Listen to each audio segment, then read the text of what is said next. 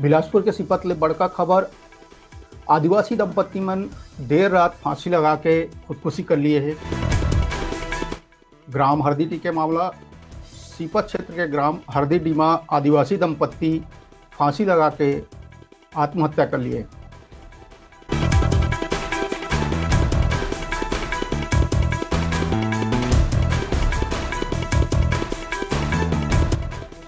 बिलासपुर के सीपत ले बड़का खबर। आदिवासी दंपत्ति घर में फांसी के फंदा लगा के खुदकुशी कर लिए है। सीपत के गांव हरदीडी के मामला।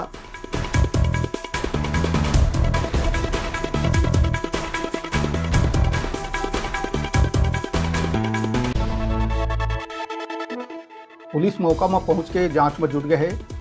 सीपत ले दुखद खबर।